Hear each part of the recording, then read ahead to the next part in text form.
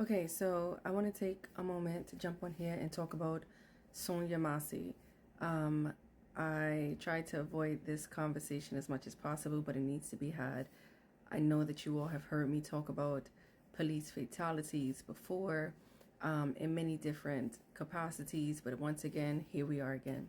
And so if you don't know who Sonya Massey is, look her up. May her soul rest in peace. But I also want to highlight the situation really quickly. So Sonya Massey made a phone call to law enforcement in Illinois because she was concerned about a possible intruder on her property. Law enforcement arrived to her home. Before speaking to her, they did a quick glance review of her property.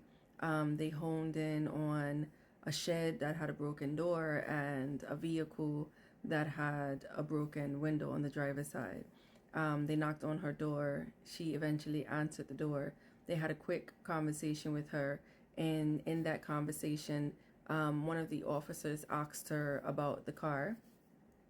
They asked her if did she need any additional help from them, and then at some point they entered her home. When they entered her home, she apparently was in the process of cooking something. She had a pot of boiling water on the stove. And in that capacity, one of the officers made a comment about the water on the stove. And so she goes over to the stove and removes the boiling water off of the eye and moves it. It looks like she's moving it to the table. And so they start backing up, and she asked one of the officers, it's two officers in the situation, she asked one of the officers, why are you backing up? And he said, I'm backing away from the hot water. And her next and pretty much almost last statement was, I rebuke you in the name of Jesus. And when she says that, the officer says, you better not, because I'll shoot you in your effing face, and draws his gun. He does not draw his taser. He does not give a valid reason for why he's drawing his gun. He doesn't give her any warnings. He draws his gun, and then they start to yell, put the pot down, put the pot down. Immediately when he draws his gun, Sonya Massey puts her hands up, meaning she does not have the pot in her hands anymore. She puts her hands up and starts to crouch down to the ground, and she's saying, I'm sorry, with her head bent. The officer then shoots her in the face. Please pardon the graphic depiction, but the facts are the facts, and we need to know the facts.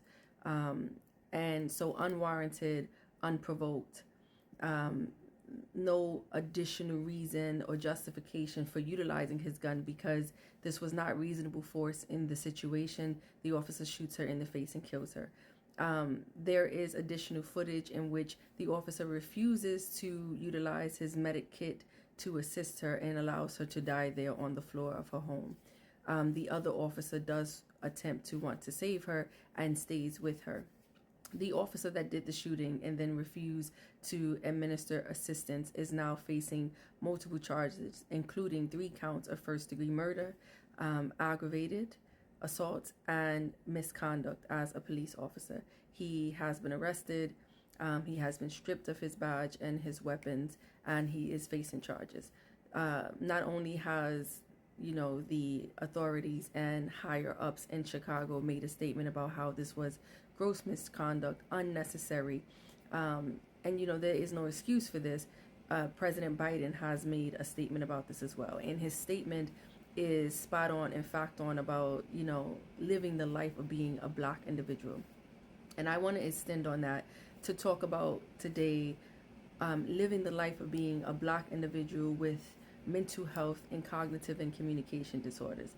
Sonya Massey's father has confirmed that she did have some mental health impacts in her life. And even through the body-worn camera videos from the police officers, you can see where there are signs that there are some mental health things possibly happening with Miss Massey well before they got to the case of deploying their guns. And none of that was a factor in this situation. It still does not justify the amount of force and the decision that this officer made to murder an individual, let alone a Black woman. But it needs to be said in this context because I want to highlight the necessity that most of you all know that I do training, cognitive and communication officer training and awareness to train law enforcement across the United States about being able to identify and recognize the signs and symptoms of a cognitive and or communication disorder and how to de-escalate a situation. Now again, this was not a situation that was escalated because the officer's response and reaction was unwarranted. But what it's saying to me is that this is more than just needing to train officers. There needs to be a push to train law enforcement facilities to go into these situations. One, not only being able to de-escalate a situation when it does escalate, and that did not happen in this situation, but also to be able to recognize the signs and symptoms of possible mental health breakdowns and mental health impairments. And when you're seeing those signs and symptoms, to notice that you are out of your wheelhouse. As a law enforcement capacity, in most all situations, you are out of your wheelhouse, and you need to be in these spaces with qualified and trained professionals that can assist. Now again, that would not be something that would have helped this situation, because this situation, this officer was just way out of line. He was just way out of line. There is no excuse for what he has done. There is no professional that could have been present in that space that would have changed likely the trajectory of his decision to deploy his gun because of a woman, a black woman, saying, "I rebuke you in the name of Jesus," and shooting her in the face because she had a pot of boiling water. A taser would have would have made her defenseless if it came to that. It did not ever come to that. But it just brought to my mind the recognition that this is a bigger conversation than just training law enforcement to de-escalate situations where there is an individual with a cognitive and or communication disorder. But now we need to push the movement where clinicians and counselors and therapists need to step up to want to be a part of responding with law enforcement to spaces where there may be individuals who have mental health breakdowns or mental health impacts or cognitive and communication disorders that may affect the communicative interaction that the law enforcement is having with the individual.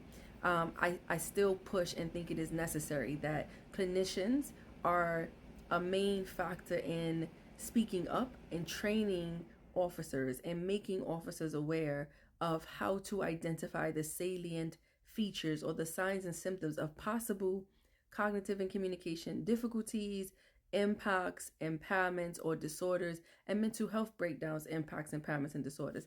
There's many instances, like I said in this video, where you can see from the kitchen space, you can see one time where the officer turned towards a bedroom, the status and standard and array of the bedroom gives automatic indications that there are some breakdowns.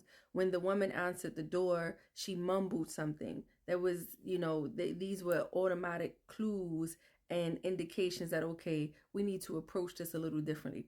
It at all point said to them that you need to step back from what you are thinking about or attempting to do, and even recognizing that making a statement of any statement, there's nothing wrong with the statement, "I rebuke you in the name of Jesus." A lot of people need to be rebuked in the name of Jesus. Let me just say that sidebar. But there's nothing wrong with making the statement, but recognizing that when there is topic maintenance or difficulties in statements and things are just randomly thrown out and rambling is happening, what that may likely indicate, and for you to calm down. As a law enforcement officer, there was no reason and no justification for him deploying his weapon. But what it does indicate from the videos is that first-degree murder is a likely charge. He meets the elements of first-degree murder. He presented with the mens rea and the actus rea. So your mens rea is your mental, your thought process, your intent, and your actus reus is the action. He had the intent because before he deployed his gun, he said, verbally expressed, "I will shoot you in your face."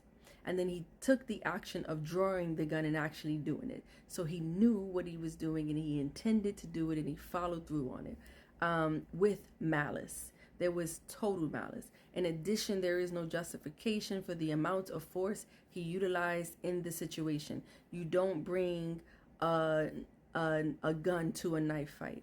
And so there was no fear of him losing his life. Even if she did throw the water, they were so far back that it would not have likely hit him, but he could have backed up and retreated from that situation And, I don't want to get into all of the elements, but